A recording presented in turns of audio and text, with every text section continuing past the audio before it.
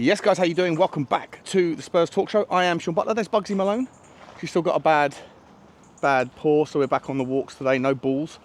No balls, please. I hope you're all happy and healthy doing the things you love. Maybe not happy this morning. Maybe not happy. Feels like it's a very somber mood amongst the Tottenham fan base that I can see on YouTube and Twitter. I mean, Twitter last night, Twitter this morning, absolute meltdown. I mean, the amount of hate that I'm getting, I mean, all because I guess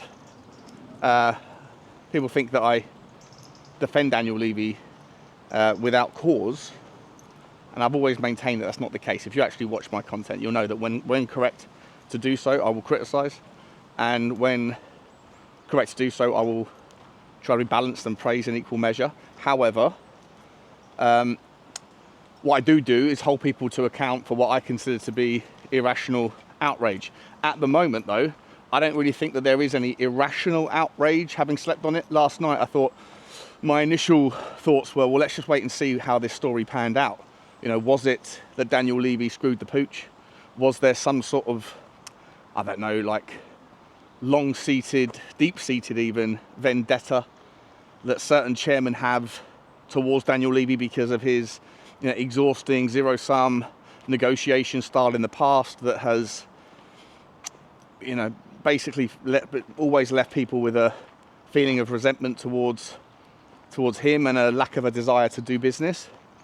I think that there's probably some truth to that with Manchester City. I can't really remember the last time Parish and Levy did a trade. Parish being a difficult guy. But look, for all intents and purposes, the way it sort of panned out, the way it looks like it's panned out, and I don't know, but the way that people like Ali Gold and Ornstein and Romano, people that are probably closer, or very, very much closer to the truth than certainly I am, have all said that, you know, Eze's still going to play tonight for Palace in their game, and so the terms were matched, the structure was matched. It was essentially just maybe a phone call from Bertie that said, hey, you know, I hear you've agreed terms with Tottenham, can we match them? And Paris said, yeah.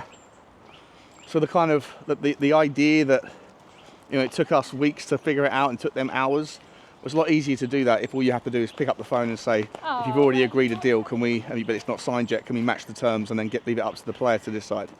And but in any event, for me, the reality is, the frustration is that when you look at the numbers that we ended up, or the morning, that we ended up possibly paying, and what Arsenal have ended up paying, you know, we're not far away from what we could have paid or would have paid in the release fee. And so the release fee situation is the opportunity cost for me. That's the problem. That we could have done this weeks ago and it might have cost us an extra few million, but at the end of the day, it is, you know, it's largely that £3 million gap has cost us a player that most people, or nearly all people on Twitter, and certainly in the Tottenham sphere that I look at and speak to, would have been absolutely over the moon with. Personally, I would have been over the moon with him as well, but I still don't think, I always called this out, I don't think that his particular style, if we were going to use him in the 10, is the type of player that we really needed. I 100% subscribe to the notion that we need a take-on specialist on the wing, and we need a connector-in-chief, a locksmith, a passing type of 10 to be able to work in the horseshoe. And so, you know, maybe I'm not as despondent about missing out on the player as much as other people, because I still will hold hope that within the next 10, 11 days Tottenham can pull something out, and that hopefully there was truth when Ornstein said last week that Eze is just one of a number of 10s that Tottenham are looking at. Now we'll come to the sort of news stories in a second, but in any event, like, I do think that everyone is right to feel the way they feel at this moment. And I think that Daniel Levy has, or whoever it is that's in charge at Tottenham, they have to acknowledge and accept that there was an easier and simpler way to go about this, which was triggering the release fee. The reality is, though, is that nobody triggered the release fee. Not Tottenham, not Arsenal, not anybody else. Nobody felt at the time that £68 million was the right number. Then, because of the haggling and the strong negotiation style of Parish, they've ended up getting close to that number anyway. And so it's a missed opportunity. And what I really worry about now, I'll be entirely honest, guys, before I come to the stories, what I do really worry about now is I think that Daniel Levy, reeling from this escapade, doesn't have very many options. Now, there's many options that are out there in terms of alternatives, the player side thing. There's options out there, but where he doesn't have any options, what I really mean is to say he doesn't have any leverage. And we know that Daniel Levy is someone that always likes to use leverage however he can. That's why he targets teams in France when the French Football Federation is under financial pressures because of the collapsing media rights deal. That's why he likes to go after players with 1 year left on their contract. You know, he likes to go into negotiations with some level of influence and power in the ability to strong arm from a position of financial strength. He doesn't have any of that right now. If he goes back to Manchester City today and offers them, well, let's recap. I think 50 million euros was rejected, 60 million was rejected, 70 million was rejected. Reports out this morning suggesting that Tottenham are about to go back with an 80 million euro offer. And we already know that the CEO, or whoever it is, Pep, at Manchester City, are not interested in selling unless the player puts in some sort of transfer request or, you know, request to leave, essentially. And that hasn't happened. And the other thing that's changed in the last 24 hours is that Manchester City now know that Tottenham are desperate. And Daniel Levy is not used to negotiating from a position of weakness, but he is going to have to. He's going to have to figure out a way to negotiate deals now, with the time expiration of value being very problematic, with the fact that Savinho is in a relatively nuanced environment, in as much as he wouldn't be looking at Tottenham if it wasn't for the fact that it's a World Cup year. He wouldn't be. He'd be more than happy to stay at City. The only reason he wants to leave City is because he needs enough minutes to be able to get into the World Cup squad. And so, where do you go to find something like that represented in a player, if not Savinho at Manchester City? If you're looking for players that are at better clubs that would come to Tottenham, how many of them are going to do that just on the value alone of playing for Tottenham? Not sure, but I'd say not many. How many of them also have the World Cup year minutes in jeopardy complication? Not sure, but I'd say not too many that we're looking for. And regardless of whether you can find those sorts of players, and even if Savinho is still the ideal candidate for the left wing spot at least, how much more are you going to have to pay now to make Manchester City, the board at Manchester City, say, all right, now we're sort of taking the Mickey, that's enough, we'll do it? Is it 100 million euros? And if so, you know, that's insanity for a guy who got 1 goal from 55 shots in his Manchester City career so far. You know, a 1.8% conversion or whatever it is. Now, don't get me wrong, I'm not just bothered about that. I'm bothered about the input factors and the fact that he's the guy before the guy. I would love Savinho. But this is the question around Daniel Levy. How does he react now, knowing the fallout, the meltdown that's happening on Twitter? You know, why is it that he took charge of the negotiations anyway? Weren't we promised by Matt Law et al. That it wasn't going to be him, it was going to be Vinay, it was going to be somebody else, Charrington, you know, Paratici, Lang, whoever, or intermediaries? That's apparently the story this morning with Savinho, that we're handing over the kind of recipe for trying to get this done to intermediaries, the agents of Savinho. And Pep Guardiola came out and said a couple of days ago, if Tottenham want the player, they should ask the club, right? So does that suggest that Tottenham are aware of the fact that the club, Manchester City, don't have a great relationship with Tottenham for all of the past endeavours? You know, Pep Guardiola essentially accusing Tottenham's chairman of being the ringleader, the kind of poster boy of getting them into trouble with the 115 charges, the Harry Kane saga, yada, yada, yada, all of that kind of bad blood. If Tottenham are aware of it, is that why they've kind of handed over the cards here to, you you know, let Savio's agent play our hand for us? And if so, is that the right method? And how much is it going to cost? And how quickly can it happen? And you know what? My suggestion would be, pick your final number, Tottenham, whatever your final number is, and offer it now. And if the answer is no, you walk away today. No more, we'll give you an extra 5, we'll give you an extra 5, we'll give you an extra 5, because it smells of desperation, and it really shows that they haven't learned anything from any of these debacles. Now, with regards Eze, of course, he's moved on. So where did Tottenham go for the 10?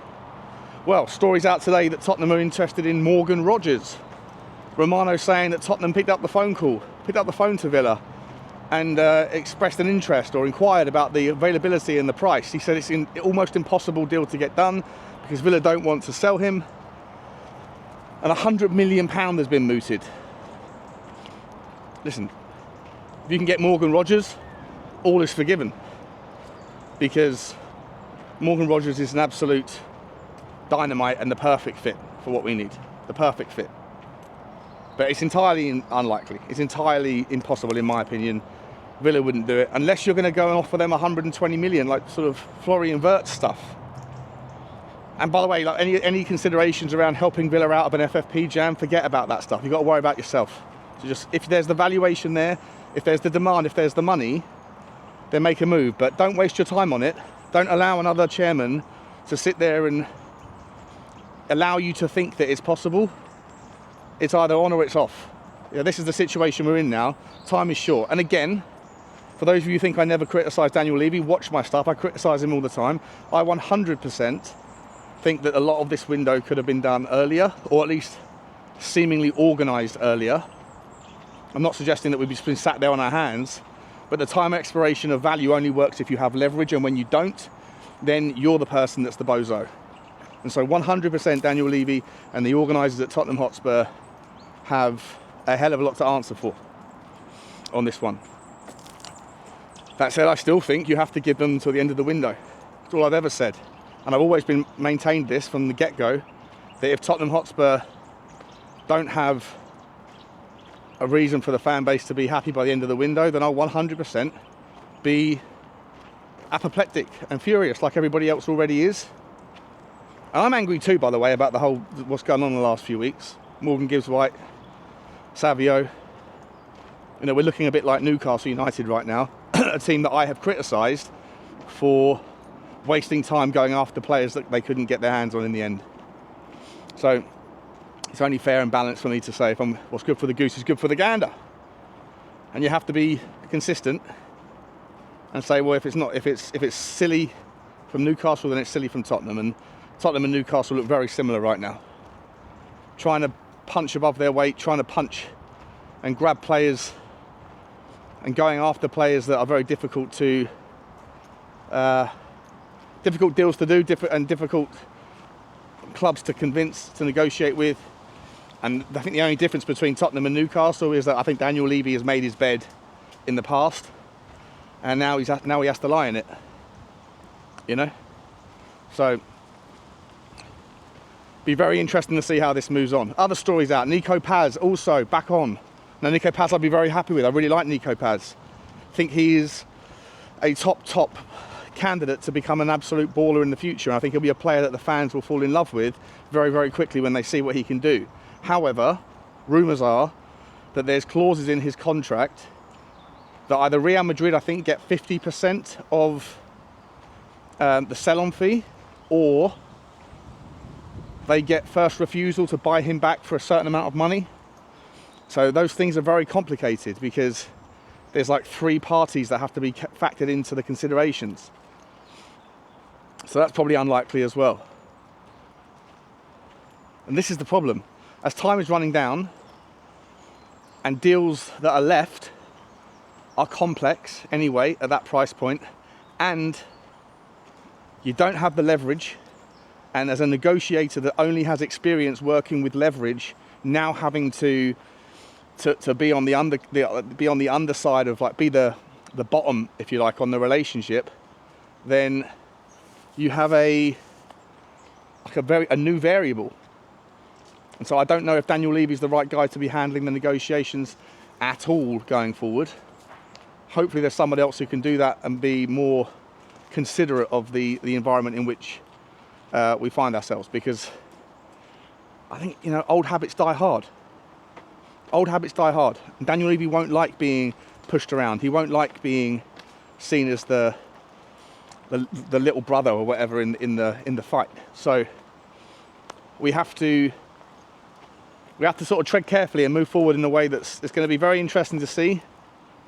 Other options that are out there, guys, look, Ademola Lookman, to me, I've been consistent on this one. I love Ademola Lookman. You know, I've shown you all the stats and stuff before. That guy is an output machine off the left. He can play as a hold-up guy in a front two for back three systems. That's what we go down the path with it away from home. He's a baller. He's improved vastly since he was in the Premier League. There is the unknown around, you know, he wasn't great in the Premier League when he was younger. He goes away for a few years, smashes it in Italy. When he comes back, is he just a better version of the guy that he was? Or was it just a horses for courses? The Premier League was too fast for him and he's gone to Italy, which is a better fit for his talents. Don't know, that's not unknown. But there's an unknown wherever you look in the Premier League. And by the way, just buying Premier League proven players hasn't exactly been our forte either. You know, there's lots of players we bought from the Premier League that haven't exactly smashed it. So, and there's plenty of players we bought from overseas that have done very well and acclimated to the Premier League. So it shouldn't be a zero-sum sort of conversation there. And maybe those relationships over there are less toxic. Maybe they're easier to handle, especially if you get a Paratici on the phone to an Italian club. Dani Olmo, I don't think there's any chance. Unless you could figure out some loan move because of their squad registration issues that Barcelona always have. If you could figure out some loan move for one or two of these players for a year with a hefty loan fee and then a decent size obligation or an option, then maybe you can tailor that into the pitch. But we have to get very creative, very quick. Other options than that, again, we're linked with Pape Matar again this morning. Now, I love him. I think he'd be absolutely brilliant. And I think maybe you could go to West Ham right now because they still do have financial issues. They still do have, you know, needs that are going to be a struggle to meet. They might not want to lose him. West Ham fans will go into meltdown. But there might be an option there. And he can play the 8 role, the 10 role. He's a great passer, lovely connector. He can do that Morgan Gibbs-White hybrid role if you want to. And he's not going to cost you, or he might cost you now, 55, 60 million. But you know what? I would have loved him anyway. Despite the situation we're in, I would have loved him anyway. And look, Arsenal ended up overpaying, right? For the entire summer, Arsenal was saying, the rumours out from Arsenal were they have absolutely no interest in paying £60 million or anything like that for Eberechi Eze. That's what they've ended up paying. So sometimes, as I've said before, it's not an overpayment, it's a scenario-based value proposition. Emergency dentists versus a normal appointment. An emergency vet. If your dog gets hit by a car on a Sunday, it's going to cost you a hell of a lot more to get that appointment than it would do on a Tuesday. You know, and that's the situation we're in right now. These are emergency transfers. But as long as we're still getting the right players, even if you're overpaying, so be it. But yeah, look, there's still loads and loads of talent out there. There's still loads of talent. Malik Fofana, left winger for Lyon. Absolute baller. Wanted by everybody from Everton to Liverpool. But no one's made a move yet. Mikel Tadzi, versatile player. I've been calling his name out all summer. Absolutely love him. Absolutely love him. Be absolutely delighted if we got him. Players like Vissa being on the list now, and players like Hincapie, right, for me, they're add-ons, but they're not the necessary things. We need a 10 and a left winger absolutely immediately. And someone like an Ademola Lookman, by the way, can do a bit of both. You know? And Inter Milan have missed out on him. Atalanta's have allowed, he's put in a transfer request. The agents have been shopping him around to Tottenham. There's a deal that can be done. And if it is done, I'm delighted. Let me know your thoughts. So, you know, sometimes out of adversity comes opportunity. But what worries me more than anything else, it's not necessarily the time problem. It's not necessarily the options. Those things are problematic too, to a degree, in terms of pitching the very best to come to Tottenham. Do they have that kind of the draw of minutes for the World Cup considerations, those sorts of things? Doesn't matter. For me, the biggest concern of all of this is the fact that Daniel Levy, he might be a professional negotiator when it comes to leverage, but when he's on the other side of it, he's an amateur, or he's a beginner, he's a novice. I don't remember him ever having a successful negotiation when he was under the cosh, and that to me is the biggest concern right now. But yeah, as far as yesterday goes, guys, just to round off, I share everyone's concern, I share everyone's frustration, but you know, I'm still going to keep my powder dry with regards going into absolute meltdown until I know how this finishes, because 24 hours is a long time in football, and there's still a hell of a lot of work to be done, but there's also a hell of a lot of opportunities. I just hope that Tottenham make the right decisions, pay the right money, and in certain circumstances don't waste any more time. Whatever your final number is for someone like a Savinho, whatever your, like, that's the threshold, nothing more, you send a response. You send it over to Manchester City and say 100 million euros, for example. Take it or leave it, and if they don't come back to you within 24 hours, you chalk him off the list, and then you go somewhere else. Just really hope that someone else other than Daniel Levy is doing the negotiating for these particular stories, because I just don't trust a guy who is only used to working with power in the negotiation to now be the guy without any. Let me know your thoughts, guys. Like, subscribe and comment, and as always, bye bye.